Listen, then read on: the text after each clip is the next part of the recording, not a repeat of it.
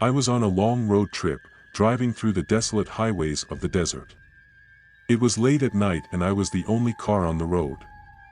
The gas tank was running low and I knew I needed to find a gas station soon. I had been driving for hours and was starting to feel fatigued. The darkness surrounding me only added to my exhaustion. Finally, I spotted a gas station in the distance.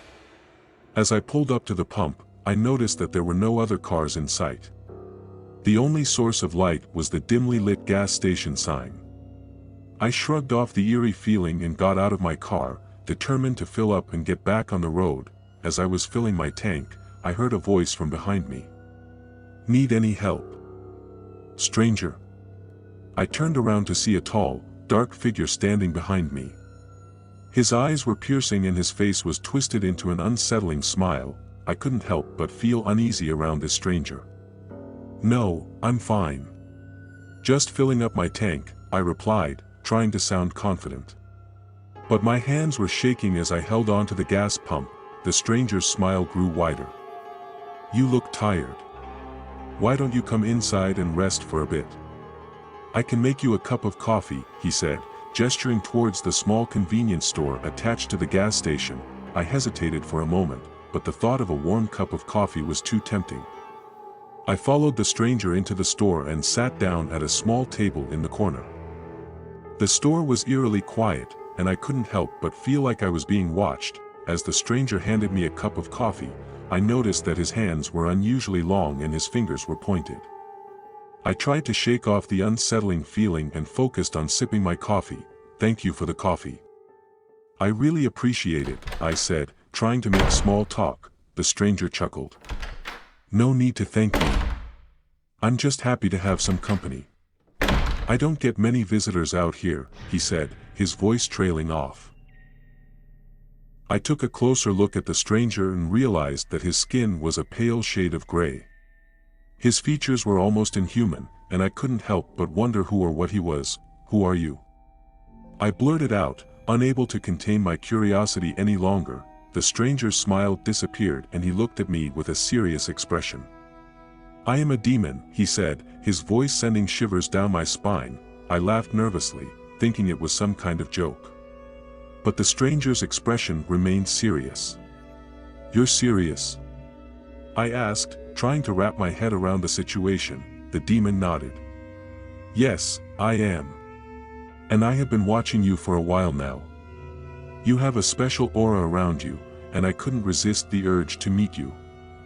He explained. I was at a loss for words. I had never believed in demons or any supernatural beings.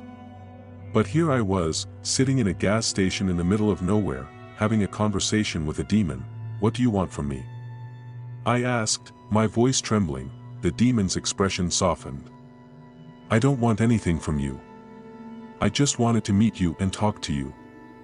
It gets lonely out here, you know," he said, his eyes filled with sadness. I couldn't believe what I was hearing. A demon, who was supposed to be an evil being, was talking to me like a normal person. I couldn't help but feel sorry for him. "I'm sorry, I didn't mean to offend you. It's just that this is all so surreal," I said, trying to explain my reaction. The demon smiled. "I understand. But I assure you, I mean you no harm. In fact, I want to help you," he said, his expression serious once again. I raised an eyebrow in confusion. "Help me? With what?" I asked, not sure if I wanted to know the answer. The demon leaned in closer and whispered, "There is something coming for you. Something dark and dangerous. And I can sense that you are not ready to face it yet. But I can help you prepare." I felt a chill run down my spine as the demon's words sunk in. I didn't want to believe him, but deep down, I knew he was telling the truth. "How do I know I can trust you?" I asked, my voice barely above a whisper. The demon's expression softened once again. "You don't have to trust me. But if you want to survive, you will have to listen to me," he said, his voice filled with urgency. I didn't know what to do. Part of me wanted to run away from this gas station and never look back. But another part of me was curious to know more about this demon and what he had to say. Before I could make a decision, the demon spoke again. I can see that you are struggling with your thoughts. I'll leave you be for now. But remember, I'll be watching you," he said, disappearing into thin air. I sat there for a few minutes, trying to process everything that had just happened. Was I losing my mind? Or was there really a demon trying to warn me about something? I finished my coffee and got back into my car, feeling more confused than ever. I continued my journey, but my mind was consumed by thoughts of the demon and his warning. As the night turned into day, I couldn't shake off the feeling of being watched. I started seeing strange symbols on the road and the trees. And every time I stopped at a gas station, I could feel the presence of the demon. Days turned into weeks.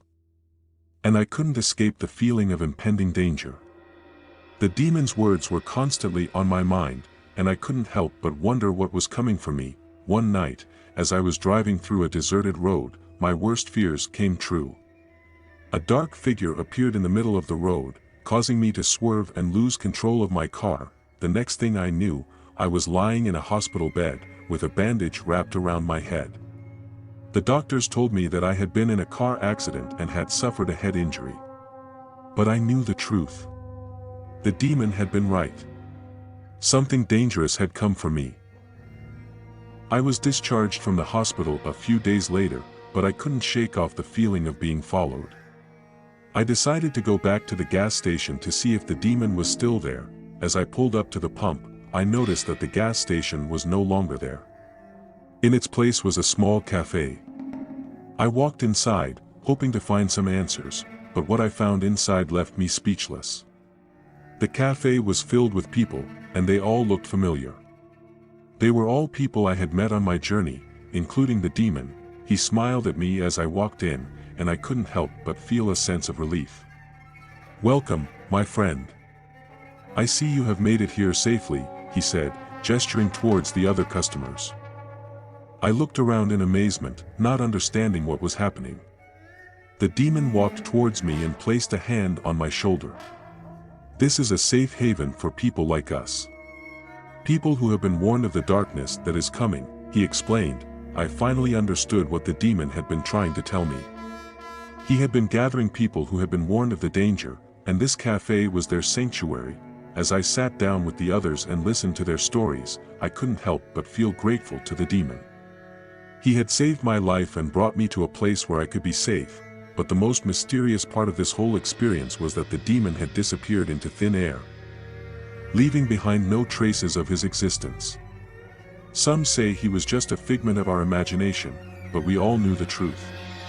The demon had been real, and he had helped us in our time of need. I never saw the demon again, but I will always be grateful for his warning and his help.